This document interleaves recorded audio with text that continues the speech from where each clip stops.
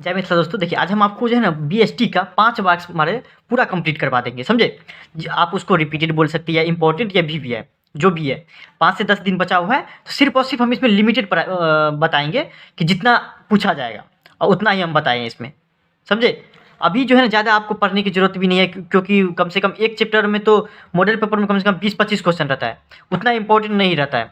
Repeated सिर्फ और सिर्फ कुछ रहता है जिसको आप इंपॉर्टेंट या वीवीआई कर सकते हैं, क्योंकि पूछता है सिर्फ और सिर्फ 8, जिसमें से जवाब देना है 4 का। तो सिर्फ और सिर्फ इतना आप रट लीजिएगा तो आपको हो जाएगा। सिर्फ 8 में 8 प्रश्न रहेगा, उसमें से 4 का जवाब देना पड़ता है। तो आप सिर्फ और सिर्फ जो बताए हुए 15 से 20 लिए हैं, सिर्फ पूरे किताब में से सिर्फ और सिर्फ 15 से 20 लिए हुए हैं, समझे? तो आप अभी ज़्यादा सोचिए नहीं और इसको कंप्लीट कर लीजिए कम से कम। जो पढ़े हुए हैं वो तो बहुत अच्छा है, लेकिन जितना हम बताए हैं उसको टिक करके आप रट लीजिए इसको, समझे? जैसे पहला देख लीजिए क्या है। क्वेश्चन पे आते हैं हिंदी इंग्लिश, इसमें जो है दोनों में दिए हुए हैं, हिंदी में भी दिए हैं, इंग्लिश में भी दिए हैं, देख लीजिए आपको, क्योंकि 90% तो हिंदी मीडियम से ही रहता है। पहला क्वेश्चन है जिसमें state the characteristic of management, प्रबंधन की विशेषता पर चर्चा करिए। मॉडल पेपर में मिल जाएगा इसका आंसर, या आपको टीचर भी लिखाए होंगे, या आपको बुक में भी मिल जाएगा इसका आंसर, 100% मिल जाएगा। आप टिक आउट कर सकते हैं, स्क्रीनशॉट ले सकते हैं। दूसरा क्वेश्चन आप तैयार कर लीजिए, बहुत कम लिए हैं, बहुत कम। दूसरा क्वेश्चन आप तैयार कर लीजिए, describe the features of management as a profession, मतलब क्या पेशे के रूप में जो है ना प्रबंधन की विशेषता का वर्णन करें। कि प्रोफेशन के रूप में प्रबंधन की विशेषता आता है, आपको साइंटिफिक आता है, उसका प्रोफेशन आता है, तो उस हिसाब से बताइए आप। इसमें कम से कम 5 या 6 पॉइंट लिखना पड़ेगा आपको। अगर पॉइंट को डिस्क्राइब नहीं कर पाइएगा, लिख नहीं पाइएगा, कम से कम 5 या 6 पॉइंट है, इसको याद कर लीजिएगा। इसमें पूछते रहता है वो, कम से कम 5 से 6 पॉइंट याद कर लीजिएगा, क्योंकि 5 मार्क्स में रहता है तो कम से कम 5 पॉइंट लिखना पड़ेगा आपको। फिर देखिए आपको 3 नंबर में क्या है, explain any 5 Henri Fayol's principle of management. देखिए 14 जो आपको हेनरी फेवल का जो प्रिंसिपल है उसमें से कम जो भी आपको याद रहेगा वो 5 आप लिख दीजिए। ये बहुत ज़्यादा पूछा जाता है, तो कम से कम 5 जो है याद कर लीजिए, नहीं रट लीजिए हेनरी फेवल का जो, समझे? उसके बाद नेक्स्ट आता है 4 नंबर में, discuss the scientific principle of management. हाँ, उसके बाद आप यही टॉपिक सबसे ज़्यादा पूछा जाता है कि 4 नंबर दिखाता है, डिस्कस द प्रबंधन के वैज्ञानिक सिद्धांत पर चर्चा करें। प्रबंधन का जो वैज्ञानिक सिद्धांत है, समझे, कि किसी भी कार्य को जो है वैज्ञानिक तरीके से करने के लिए, वो आप लिखिए। फिर आपको 5 नंबर में देखिए क्या है, discuss the impact of changes in government policy on business and industry. इसका मतलब क्या हुआ, व्यापार और उद्योग पर सरकार की जो नीति जो बना था 1992 में, उससे क्या चेंजेज आया, क्या प्रभाव पड़ा, किस पे, बिजनेस पे या इंडस्ट्री पे। तो 3 चेंजेज पड़ा था, आपको याद होगा, वो लिख दीजिए।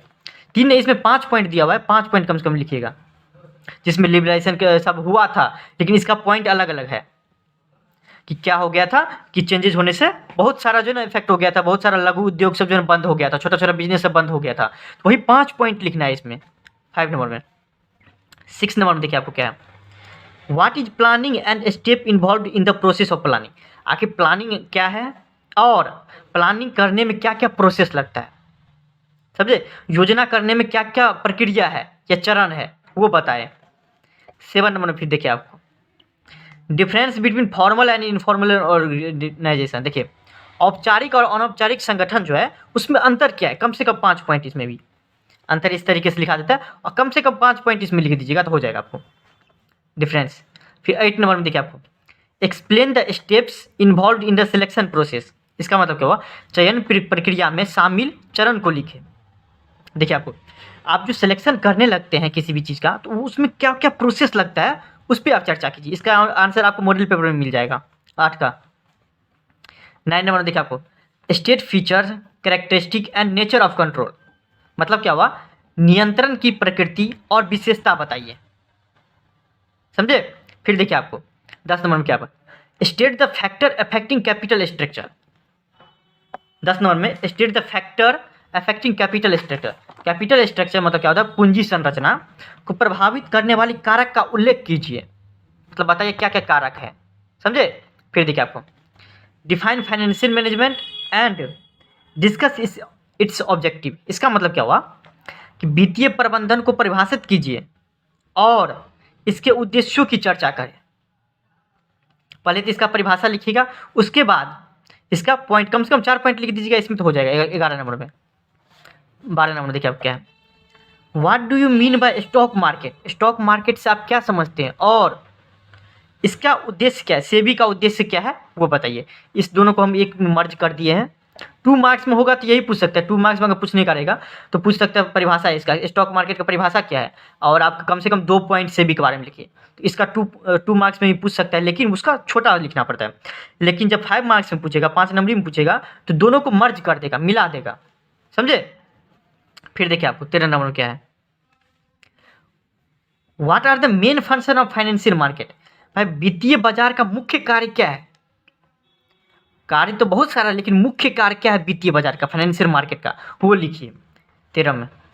14 नंबर देखिए, what is marketing mix and discuss it's element. इसका मतलब क्या, ये बहुत ज़्यादा मार्केटिंग मिक्स बहुत ज़्यादा पूछा जाता है। आपको 17 में भी पूछा था, 19 में भी पूछा था, 21 में भी, 1 साल के बाद जो है रिपीटेड क्वेश्चन है, व्हाट इज मार्केटिंग मिक्स, समझे।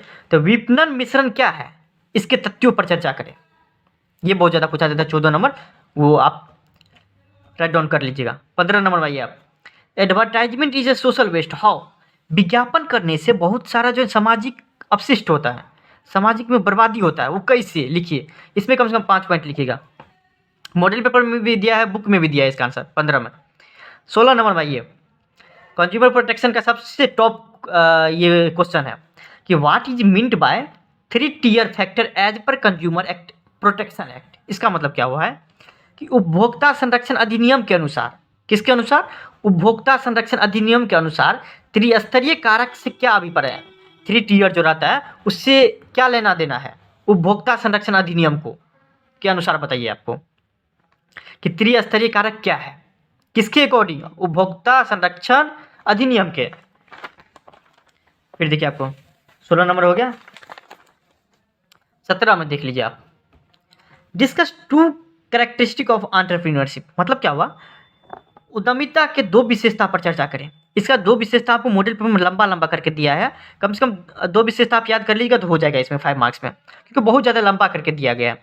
उसमें कुछ कुछ पॉइंट जो है याद कर लीजिएगा आप तो हो जाएगा इसका। 17 नंबर में बहुत कम पूछा जाता है ये, लेकिन 18 नंबर में देखिए आप, difference between entrepreneur and entrepreneurship. इसका मतलब क्या, उद्यमी और उद्यमिता के बीच क्या अंतर है, दोनों में बहुत अंतर है, समझे। इसका जो मॉडल पर आपको 3 या 4 पॉइंट दिया है, उतना भी याद कर लीजिएगा तो हो जाएगा 18 नंबर में। फिर आता है 19 नंबर में, why is entrepreneur considered as pivot of economic growth. इसका मतलब क्या होगा है कि उद्यमी को आर्थिक विकास की धुरी क्यों माना जाता है। इसका भी आंसर दिया गया है, इसका आंसर आपको डिटेल में दिया गया है, आपको पॉइंट में नहीं दिया गया है। आप चाहिएगा तो इसको पॉइंट में लिख लीजिएगा तो बहुत अच्छा है, नहीं तो आप वैसे भी याद कर सकते हैं। इसका आंसर आपको पॉइंट में नहीं दिया हुआ है। फिर देखिए आपको 2020 में पूछा गया था 19 नंबर का। 20 नंबर देखिए आपको, state 2 reason for the need of entrepreneurship development programme. अंतिम है, देखिए उद्यमिता विकास कार्यक्रम की आवश्यकता के 2 कारण लिखिए, कम से कम 2 कारण लिखिए इसका। आप इतना कर लीजिएगा 100% आप हो जाएगा, क्योंकि देखिए आपको 8 पूछा देता है जिसमें 4 का ही जवाब देना पड़ता है। अब मान लीजिए इसमें से 5 भी आ गया, क्योंकि रिपीटेड क्वेश्चन है या इंपॉर्टेंट बोल लीजिए भी है, तो वो 100% पूछेगा। तो आप कम से कम इतना जो याद कर लीजिएगा, रट लीजिएगा, टिक लगा लीजिएगा, तो आपको सोचना नहीं पड़ेगा कि इसका आंसर क्या होगा क्या नहीं, एग्जैक्ट जाके लिख दीजिएगा। एग्जैक्ट लिखिएगा तो 5 मार्क्स दे देगा। और दूसरा मान लीजिए थोड़ा भूल भी गए, इधर उधर से याद करना पड़ता है तो चलने वाला है, लेकिन इस सब का एग्जैक्ट जो याद कर लीजिएगा तो 5 मार्क्स मिल जाएगा आपको। 100% श्योरिटी हम देते हैं इसका, समझे। इसका गारंटी हम देते हैं कि 100% आपको मिल जाएगा 5 में 5। सिर्फ और सिर्फ इतना टिक आउट कर लीजिए, उसको रट लीजिए। Thank you so much.